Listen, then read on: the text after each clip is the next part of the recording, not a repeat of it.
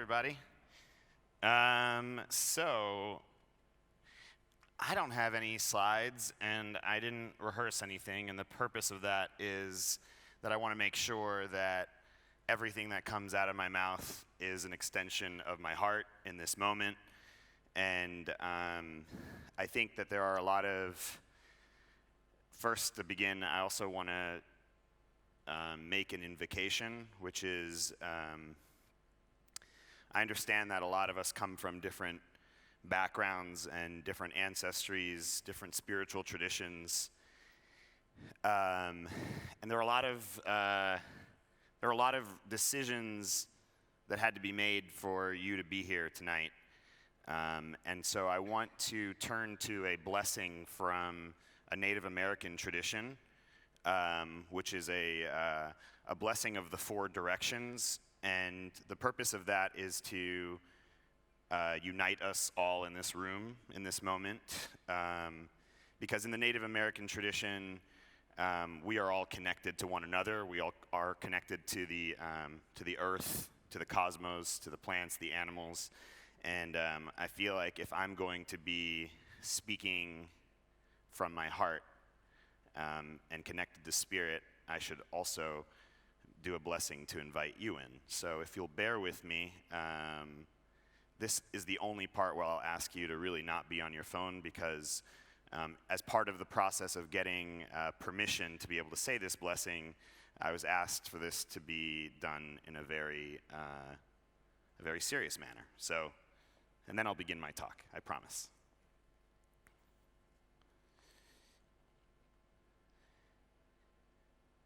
To the winds of the south, great serpent, mother of life, giving waters, wrap your coils of light around me, remind me of how to let go and shed of old ways of being.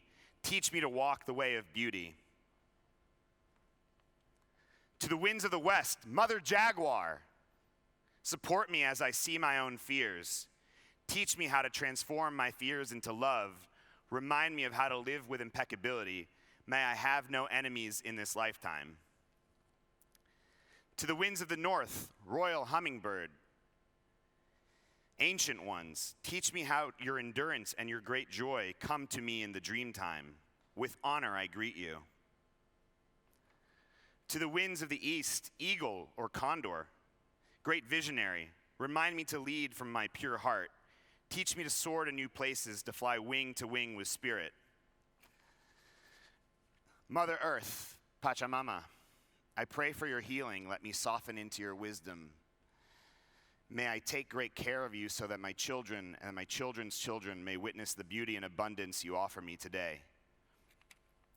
Father, Son, Grandmother Moon, to the star nations, Great Spirit, you are known by 1,000 names, and you are the unnameable one. Thank you for bringing us here at this time. Thank you. So, Lewis introduced me, and it's true, I was one of the first 30 Airbnb employees, and I've made a career out of figuring out a way to find emotional resonance for businesses. But I wouldn't know how to do that if I wouldn't know how to do that for myself. And the path of emotional resonance for me has been one of both finding my way back to my heart, and the other one is identifying and using fear as a blueprint. And those same two ideals of finding heart and of using fear as a blueprint are the exact two mechanisms that I have personally used to grow not just machines of businesses, but movements behind businesses. I've probably interviewed something like 3,000, 4,000, 5,000 people and hired something like 400 or 500 people. And I always ask the same question. I'll ask it right now, so maybe you'll want to think about it in your head.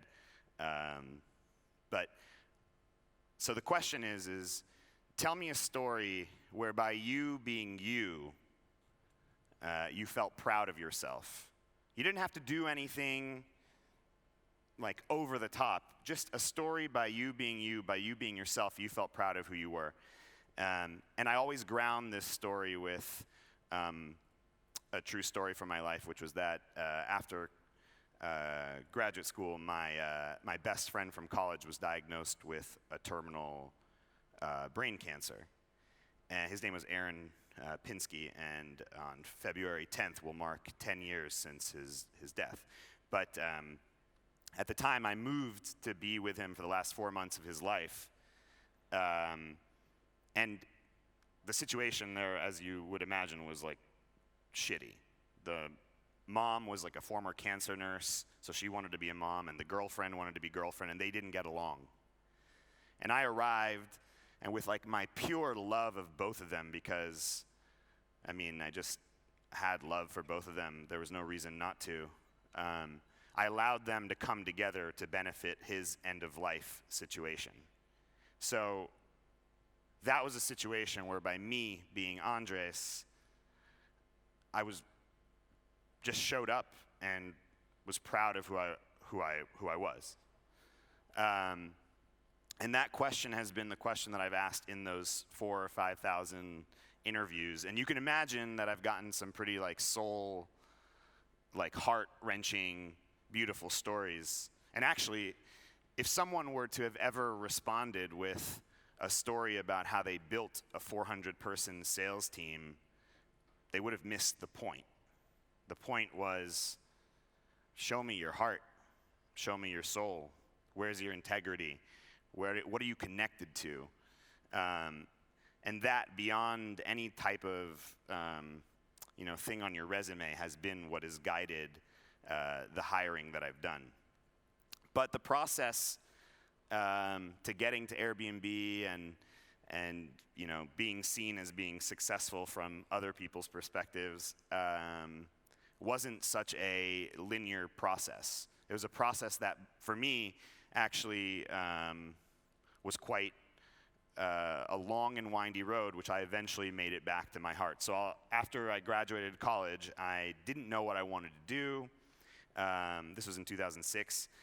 My parents are from Argentina, but they're also Jewish and Argentine Latino immigrants to the United States. And if you know anything about these two communities, is that there's a lot of pressure on you to succeed and to accomplish great things. And so I basically tunnel vision got myself on a path to get a grad degree at Harvard. And it was a great experience, but it was a decision that was completely based out of my own fears, my fears of whether I was going to be successful or not or whatnot. And so I graduated. I moved to Los Angeles, California. Everyone else was getting a job at the UN, and I was like, you know what? I have this grad degree. No one's ever going to look at me as if like I'm not a serious person. Let me try to be a travel show host on TV. Obviously, my parents were not happy about it, but I really wanted to express myself. But I also didn't really believe in myself, partly because the thing that had given me permission to do what I wanted to do was something that was this grad degree, this fancy grad degree. I still wasn't standing in my own light, and it would take many revolutions to then finally make decisions from a place of heart, and I really wanted to be like an Anthony Bourdain, rest in peace, but I didn't have the face or the talent or the belief in myself, and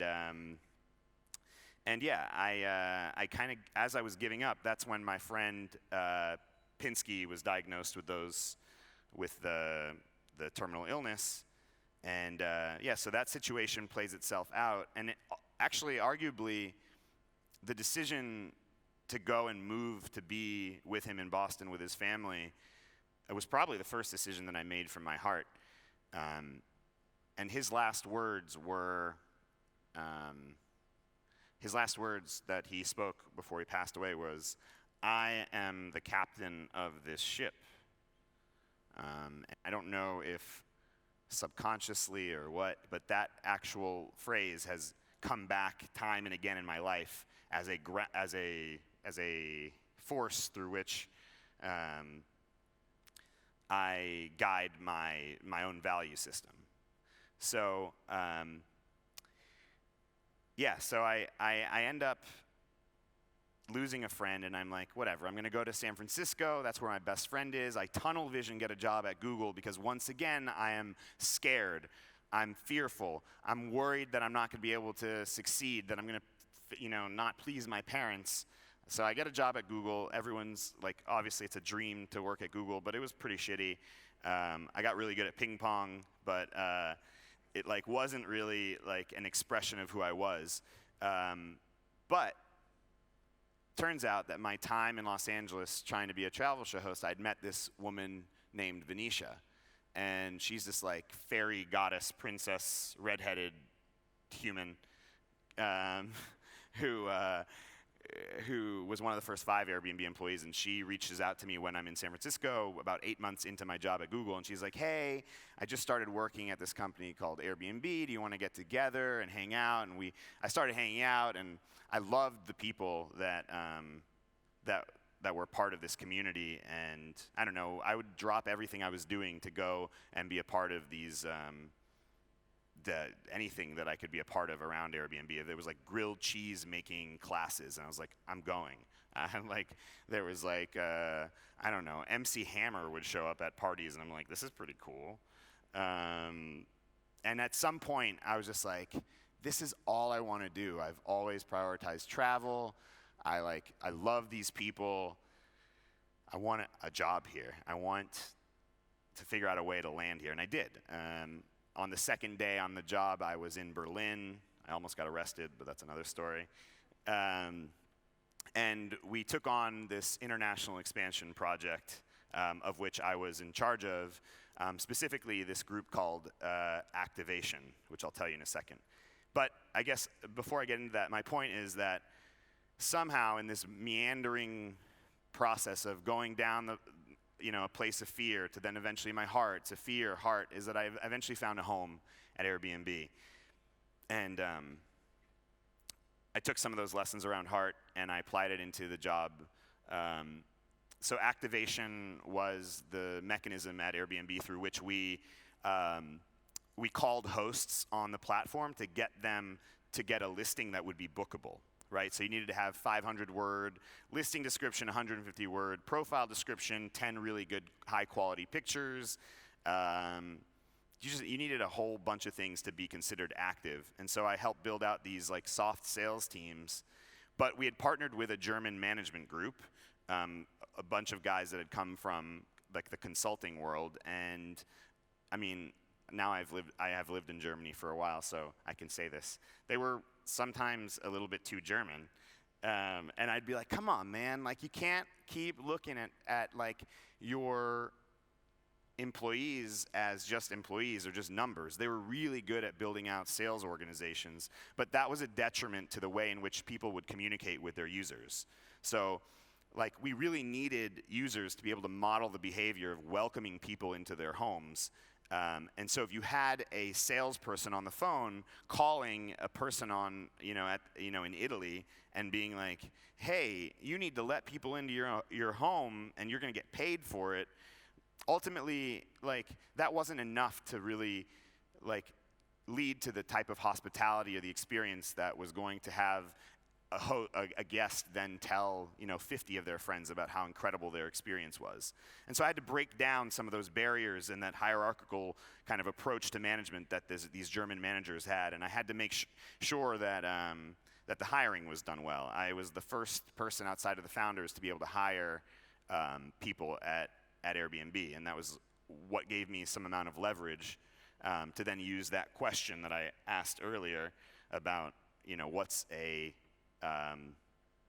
mechanism through which, by you being you are proud of yourself? And I would ask that to even, people who were considered, like customer service agents or sales agents. Like it didn't matter to me who you were at the company. You had to be able to communicate on a soul level. And that was, I think, directly correlated to the way in which the company took off. And you can sort of disagree with me about what Airbnb is now, but at the beginning of when we started the growth process, Airbnb was this place that connected people, that brought people together, that through, even though there was sometimes discomfort and imperfection, people would push through that imperfection to come together, and that was what I think the pursuit of Heart did. And so Heart was the sort of the first lesson of operationalizing at Airbnb. The second one was about fear. So I said earlier that fear has also been a blueprint in my life to sort of figure out where there are blind spots in my life, where there are ways in which I can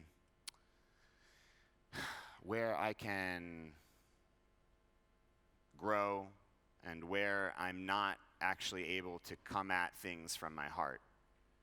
This whole talk right now, where I'm not using slides or not memorizing, is an experience for me in going after my fear in a different way. I'm staying curious about it. I'm aware that there's part of me that needs your approval, but I'm trying to stay separate from it and understand that I want to give you some information that might be useful. But that's a process. So at Airbnb, fear is a blueprint. We took on this project that the entire company took on. It was called Snow White. Snow White, as many of you know, was the first animated feature-length film that Walt Disney came out with. And the three founders, or two of the three founders at Airbnb, came from the Rhode Island School of Design. So design principles were even in my first interview, which I knew nothing about. And so they would ask me, they asked me a question as to like, what's like a company that whose design you value and why? And I was like, I have no idea how to answer this question.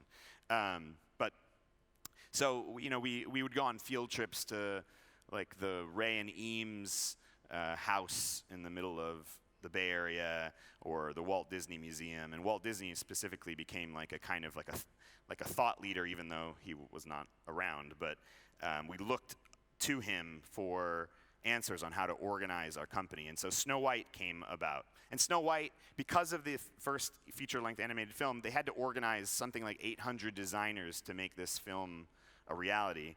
And they did it through a process called storyboarding. So storyboarding is where you kind of cut, each frame of the movie into, frames, and a designer kind of goes and makes sure that each frame connects to the next one. And so you could have 800 designers working on different frames, but you had continuity throughout that process. And so we even at Airbnb hired a Pixar animator full-time to draw out, to illustrate out the host and the guest experience from start to finish, all with the intent of identifying these moments of truth or these moments of fear. So for example, if you are coming back to your apartment as a host and a guest has stayed in your home, maybe you are scared. Did they throw a party? Did they ruin your favorite vase? So how could you alleviate that fear in a host? Well, we could design things like the host guarantee. We could have the guest take pictures of their listing as they were leaving. We could have we could encourage more proactive communication between host and guest. Point is that these moments of truth were opportunities for us to build emotional resonance with our users. And yeah, it's my belief that both through this like process of building heart and identifying fears at the company is sort of how we were able to be successful. And in my own life, I think the blueprint of fear is something that I've been curious about. I think being honest about my fears has been honesty is different than vulnerability. Like, I get that there's a big talk in tech about being vulnerable, but I think honesty is the key from myself, like being honest with parts of myself that I wasn't so proud of, that I was ashamed of, that I could work with. Therapy, different modalities of healing, shamanic practices, indigenous teachings, any sort of interaction with nature has always been a mechanism through which I can feel back into my body and feel back into my heart. And I use those lessons and those ways in which I can uncover masks that I'm wearing to then use that to look at how businesses or how companies can actually look at the fears of their users or identify where there's heart and emotional resonance.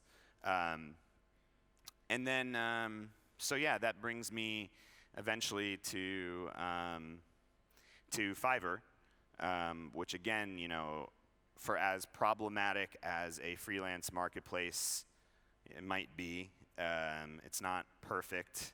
We don't always get it right. There is something kind of magical about people being able to accomplish their dreams or provide for a life for themselves disconnected from hierarchical forces in the world. So for example, my mother, she published a children's book in Spanish in New Orleans. She's 67. And she found an illustrator in Pakistan, this woman, I don't know her age, but I'd imagine that it would be quite difficult for her to access the global economy if it hadn't been for Fiverr, and both of them came together to create a children's book about ducks in a New Orleans neighborhood. And I went back and I violated all the GDPR rules, and I looked at their messaging just because I was really curious, and it got pretty funny because, you know, my mom was like, can you put like a little quack quack here and a quack quack there? And anyway, so the point is I'm a big believer in these businesses and these technologies that bring people together, that blur national borders and lines, and allow us to feel in deeper into who we are without external forces that sometimes like can take us away from our locus of control. And so I guess in closing, yeah, the thing that I would then so posit to you is like, what are the ways in which you can be the captain of your own ship, just like my friend Pinsky said at the end of his life. So that's what I have. I'm sure you'll have some questions, but thank you. Thank you, Andres. I like it. I like it a lot. How, I mean, the core of your talk, my takeaway was, how does one detach from the ego? That if the ego is this ruler over us, how can we...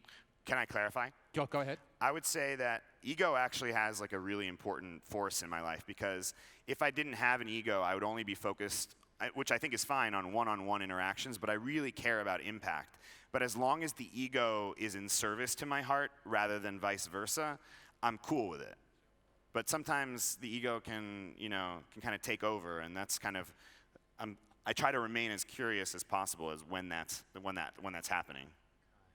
Sure, that dichotomy, that balance there. Okay, ego is healthy, but obviously too much ego. And you spoke that, I mean, throughout your life you've experienced fear and you had to analyze that fear. And it seems like now in your process you've become quite adept at knowing yourself and knowing I don't know, say the triggers or the things or the ways that you can come in contact and detach a little bit. And have you, I mean, and you seem to be, I don't want to say a spiritual person, but a person who's in touch with a little bit with what's happening there. Have you always been that way?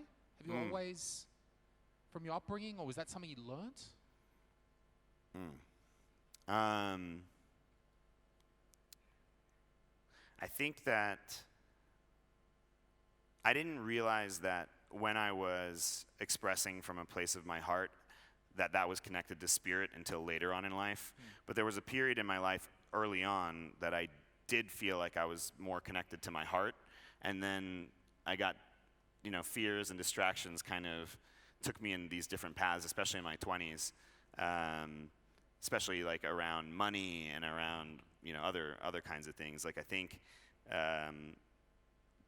but the process of coming back to my heart has been a spiritual one.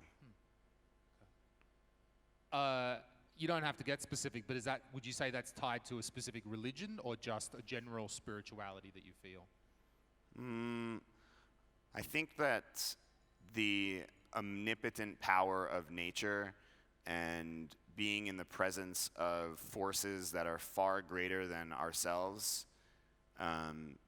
is the main spiritual force that has led me to be much more humble and much more realistic about like what it is our purpose is on this planet and in this universe. So like I said, my parents, we grew up culturally, I guess, Jewish in some way, but it was never a part of my religious or spiritual upbringing. Yeah. It was more of a way in which I was actually much more sensitive because of the way in which that culture kind of educates, especially young men. I think that, I've gone down some different indigenous spiritual traditions. Like I've helped facilitate now a couple of ayahuasca ceremonies. Plant medicines have become a big part of my life. And when you have a somatic, like a body experience where you're able to feel the power of nature, not just witness it, it's hard to look back. Very interesting. I could talk all day about this, but we need to move on. All right. Andres, thank you very much, sir. Thank you.